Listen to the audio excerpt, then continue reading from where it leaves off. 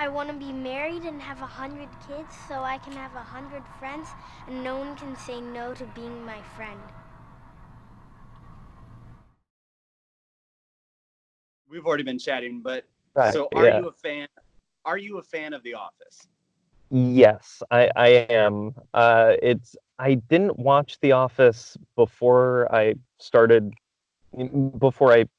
in The Office.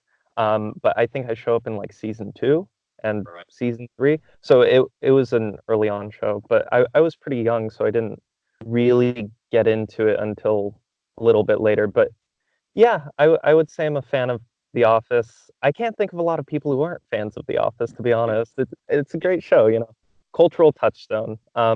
Although I do actually like the earlier seasons better than the later ones. One of the things that I find great about The Office in particular is that you have all these quick cuts, to reaction shots, and I always found that there was so much you could glean from just the way it's cut and who they cut to and for how long, what their expression is. I think that's one of the great things about The Office. And I also find that a lot of times there are these parallels, and I probably should have watched like a bunch of Office before I talked to you so I could think of specific examples. But I always find that there's something going on if Michael's out of the office.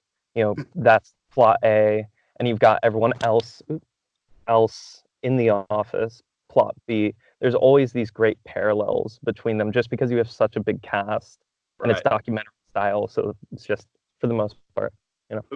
What's your favorite episode? I was looking at a list of the episodes just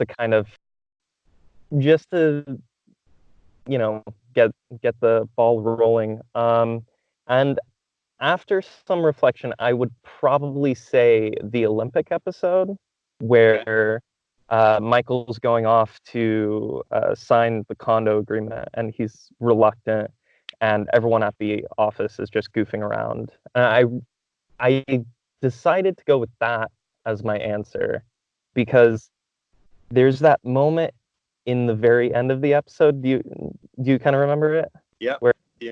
yeah, and Michael's kind of bummed out and reluctant, and you can tell he's sad, and everyone sees this. Jim sees this, and they award him the gold medal, and they award Dwight the silver medal, and they have the doves flying behind them, Right. and and you see this look on Michael's face, and there's just he feels appreciated, and he doesn't really know what's going on because he just got a yogurt lid as a medal for no reason. But I just love that sort of camaraderie, and it feels like that's always what Michael is after, is that feeling that his employees are family. And I really just love that moment. And it almost looks like maybe Michael is starting to Here. cry, and it's a beautiful moment. So I think that's probably my favorite episode, probably my favorite moment. But yeah, I would say that. Yeah. Okay. So then, who maybe other than yourself, who's your favorite character? Oh, I am definitely not my favorite character. Um, I also thought about this. I was thinking about this as I was falling asleep because I've struggled with this question a lot. Because I think about The Office. Everyone does. Right. Um, and at first, I wanted to maybe say Jim, but I feel like that's a little unfair because he's sort of the audience surrogate. Right. He's there in place of us to react how a normal person would. Everyone else is kind of off their head a little bit. Jim and Pam are the grounded straight man and woman. So I was like, that's maybe a cop out. And I love Michael, but if the show has a main character, it's Michael. So again, I feel like that's a little bit of a cop out. Plus, he changes a lot. All of them do, really. I settled on Dwight because I think he's sort of personally, I think, kind of the unsung hero of the show. Everyone loves Dwight, but he's actually really cool, Like, yeah, it's funny that he's a grown man taking karate, but like he's a farmer, he's a martial artist, he's he's just really like if we stop and look at him objectively, his accomplishments, he's really cool, and fun to watch, but like honestly a cool guy, Take us back. How did you find yourself as young Michael Scott? Um, I don't think it's that interesting of a story, to be honest. I started acting, I don't know, when I was little. I don't even remember how it got started. I think maybe my sister was involved with these, they're called show camp. I don't know if they're still doing it, but where I grew up, there was this program where they took kids and voluntarily, of course, they didn't take kids, but they it was like musicals that they put on, and I remember I just kind of sat in on one of the classes because I think my sister was doing it, and they just let me be in it. Although I was too young, um, they were like, yeah, sure, why not? Who cares?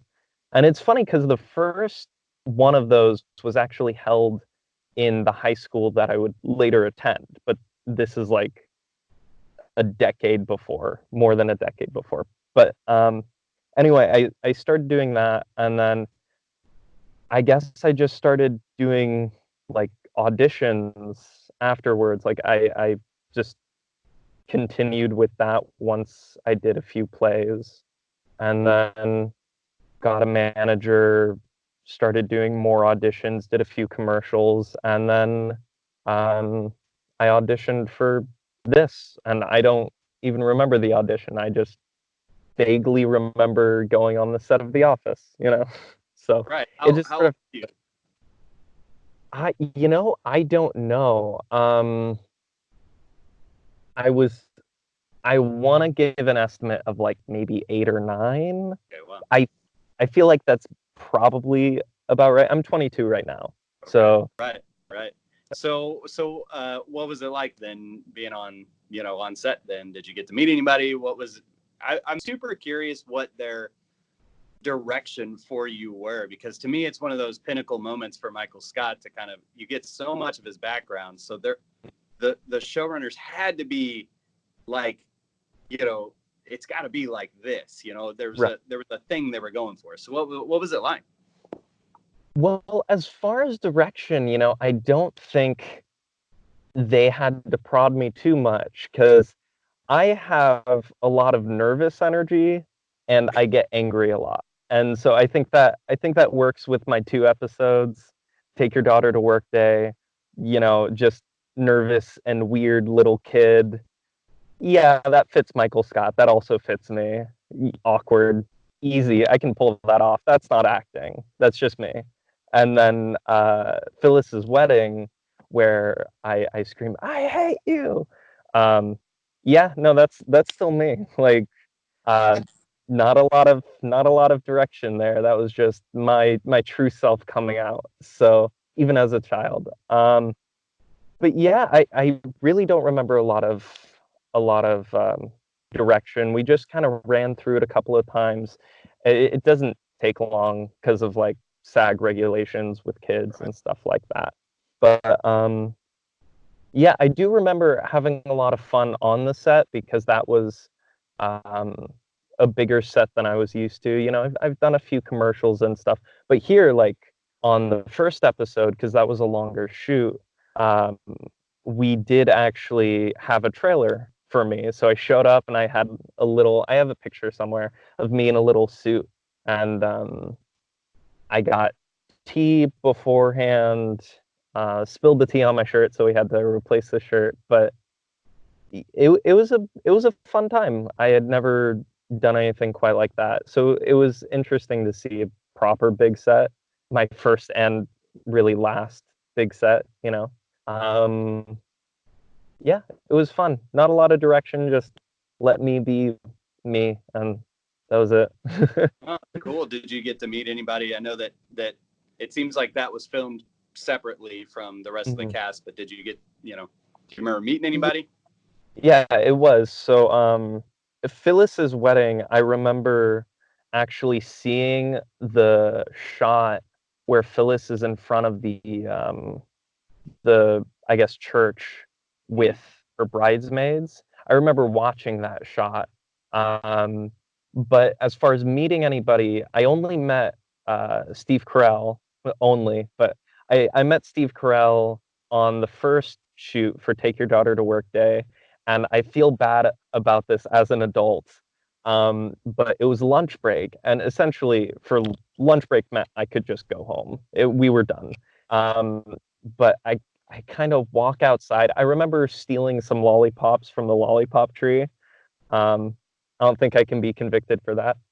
But I remember going outside, seeing everyone eating lunch, and I don't know why, because this is something I would never do now.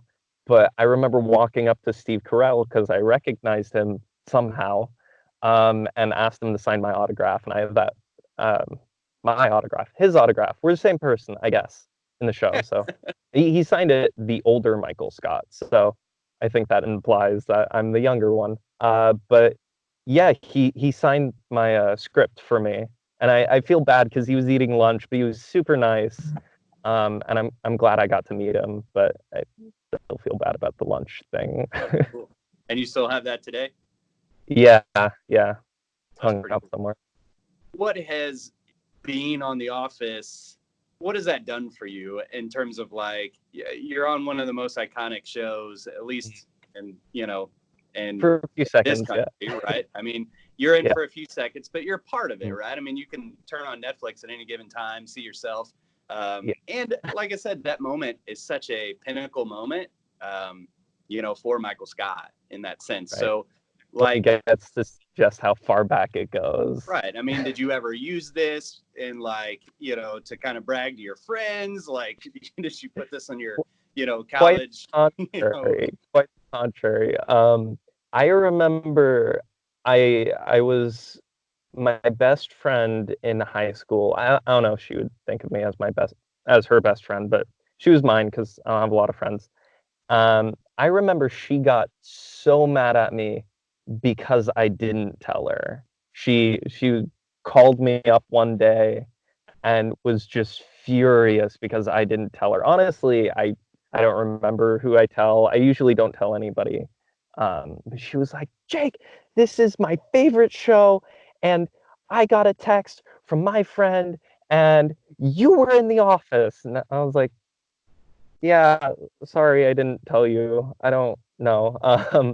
I what has it afforded me? A lot of embarrassment, to be honest. It's a little weird seeing myself in the office, so I skipped those episodes.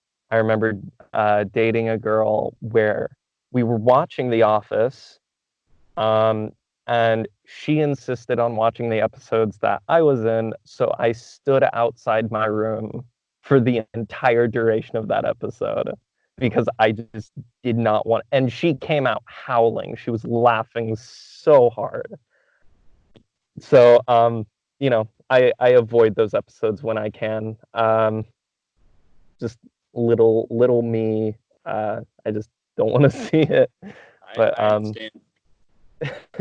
It's kind of like yeah, watching a home movie of yourself, especially if you are saying you kind of relate to that, to who you were yes. playing it too. Except everyone can see it. Everyone in the world could see it if Sure. they wanted to, Yeah. which is sad, kind of cool, little embarrassing, mostly embarrassing, I would say.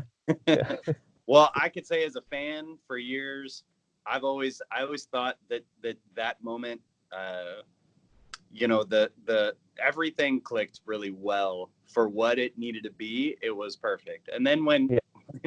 when you throw the ring down and you run out of Phyllis's out of your your mom's wedding in the Phyllis's wedding episode, that Right. to me just it cracks me up every single time. So I don't know if you have anything to be embarrassed about. I think you nailed it.